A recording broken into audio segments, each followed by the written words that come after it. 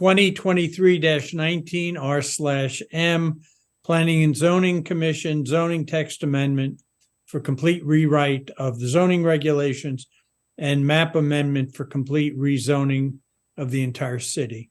Okay, I just wanted to show you really quick the website update. And this feeds into, talking about the schedule. We did update the page and changed kind of the front text to kind of point people in the hopefully right direction on where they can find the changes that you've been deliberating on for a long time. The individual articles that are here have the red line edits in them, so you can click on that and hover over the text and you can see what changes that you've made. The one item which actually reflects all the changes is not red line, is the use table. So you can click on the use table. It has the new zone added in, has all the changes that you guys have agreed to date. We have to go back and double check they got all the edits, but they said they did, so we're going to roll with that for now. But they added the new zone in, added the new uses in, changed the limitations and we changed SPU to SPUL when there's limitations. So we added all that in. Hopefully that piece, I think people will look at that quite closely. And we've updated the mapping to reflect the change in the zoning nomenclature and the change of the additional zone. So that information is all up to date. And down below, we also added in all the staff memos are here. The edits table that you guys have been reviewing is all here, and it's linked up above into the text. So everything should be pretty much up to date. As far as I can tell, it's all there. All right, Steve, why don't you go over the calendar? Sure. Wait, before we get there, can I ask a question about what you're going over, Steve? Yeah. Is there a red line for the full version, not broken out by sections? No, it's just by the article. Just by the article. Yeah. Okay. The problem is with the PDFs, when you put the red line edits, the file size just gets really difficult to manage. So it was easier to break them down. Okay. And is there an info sheet explaining the zone names change? Hold on, I'm not sure why that clicked on there. I think there is, right, Brian? You did one, right? Yes. Let me see. Right here, right? I'm hovering over it right now. Yep. Oh. Okay, that's a little hard to. And it's in the Steve, it would be great if you made that little sheet like you gave one to JJ and me that actually spelled out the words of what it meant for the public. If you scroll down to where the other info sheets are. I think we added it here too. That was the plan. Is that there? The same one, Brian? Yeah, that's where I'm looking for it. I can replace that document. Okay. That's what I'm talking about. Yeah, Thank you. Yeah, I thought we did that, but we'll do that. Okay. Give it a key like you did. That was great. Oh, you want, update the kind of cheat sheet? Is that what you're asking? Yes. Yeah, I think that would be really helpful to the residents. I can do that. That's easy enough to do. Thank you. Okay, Steve, the calendar. Yeah, I don't have a calendar. I can pull up my Outlook calendar. The one thing we had talked about was we have the 2 public hearings scheduled for December 5th and December 6th. And then, you're going to be looking at my Outlook calendar, which is not helpful. And then you were going to meet a week later to go over the comments, deliberate, and potentially take action.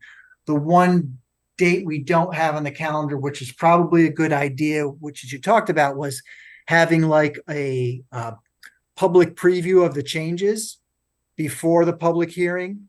I don't think that everybody needs to be there for that. As many people obviously are welcome to attend as possible, but we should have a quorum for that. The tricky part is I'd rather not do it a week before. I'd rather give people a couple of weeks, even though the information's already been up there for a little while. So we were talking, Brian, correct me if I'm wrong. If I have the dates wrong, I think Monday the 21st or Monday's the 20th or Tuesday. Tuesday the 21st. Gotcha. So the November 20th or 21st, which is a Monday and a Tuesday, of having like a special meeting from like 6 to 7:30. Wouldn't be public comment. Again, it would just be staff explaining. So the video is out there of what the changes are since everybody's last seen the document. We go over the changes to the mapping, including the nomenclature, adding the other zone, explaining the uses that got changed, not going into every word in detail, but saying, we've added these uses here, we've changed the table to reflect that, and then summarizing some of the technical changes that were made, in a more so probably in like the more urban zone. So here's some of the changes we made and why we made them. So I think it would take like an hour or so to do the presentation, just so the public has a little sense of what's happened since they last were in front of the commission. Are you gonna do that all via Zoom, Steve? Send out an email to all of us asking about our availability, so we make sure we're going to have a quorum for that meeting. Sorry, is that gonna be hybrid or Zoom? That one I'm planning completely virtual since there's no Virtual, public okay. participation at that meeting. Great. The two Is public there- hearings and the evening that we vote will be public meetings, or hybrid if we have a commissioner or two who can't make it. Is Yeah, I there, think it a- would have to be hybrid either way. when you did your 20 meeting roundabout to districts and community groups, people were allowed to ask questions and get answers, and it seemed like that was really positive. I understand obviously the difference between a formal public hearing and not, but I really wonder about why we can't use the Q&A feature in Zoom to allow people to submit questions and get answered. And you don't have to answer if somebody submits a question saying like, why are you so ugly? Like, it doesn't have to be answered. It doesn't have to be public. People use these features all the time, but to allow for some amount of dialogue that seemed to go very positively in the spring. Well, I mean, you're doing two nights of public hearings, so I know, but the public hearings aren't What you're interactive, and arguing. the public hearings are more people sharing their opinions about what's been proposed. I mean, I know they ask questions, and the end of all of it, the applicant can answer the question. I don't know. They're sharing their feelings about what they think has been proposed, not necessarily what has been actually proposed, which is a problem because you can't, nobody can correct it.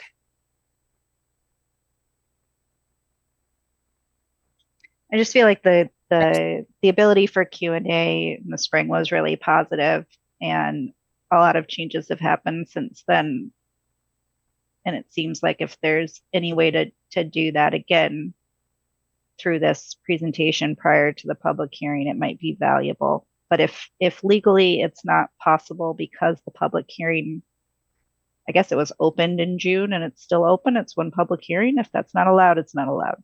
But I just wanted to put that out there. I wish there were more opportunities for us to just have Q&A.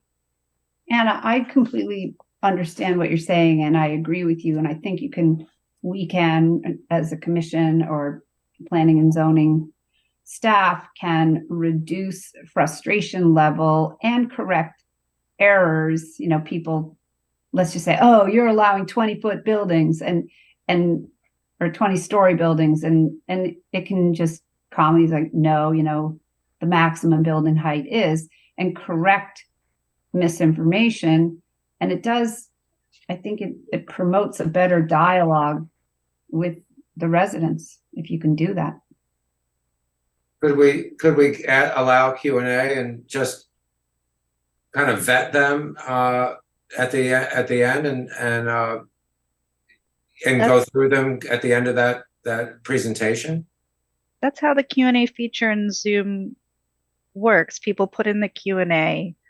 Nobody can see the questions asked except for the host, or if they let the panelists see. you decide which ones to answer, and you answer them. You can answer them in writing so that everybody can see it, or you can choose to, hold it and answer verbally.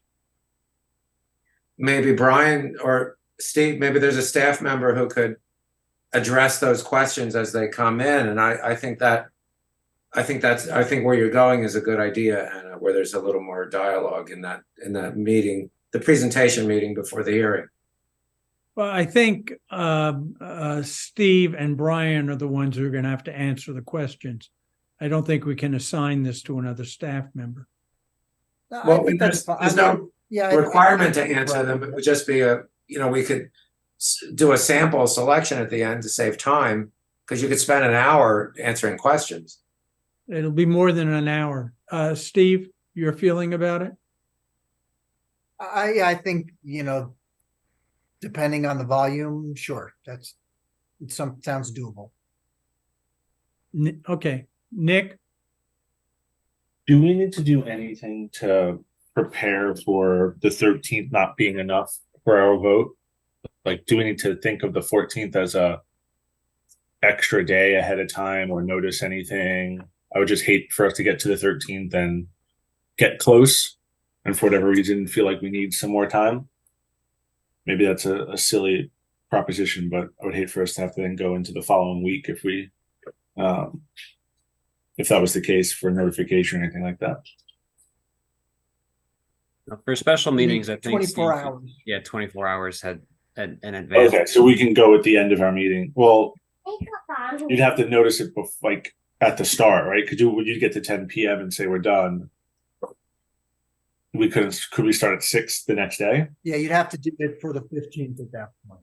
At that point, Yeah, I think you'd have to do it for the 15th. 48 hours. Yeah. that'd be that Friday, unless we notice it now as like a placeholder, right?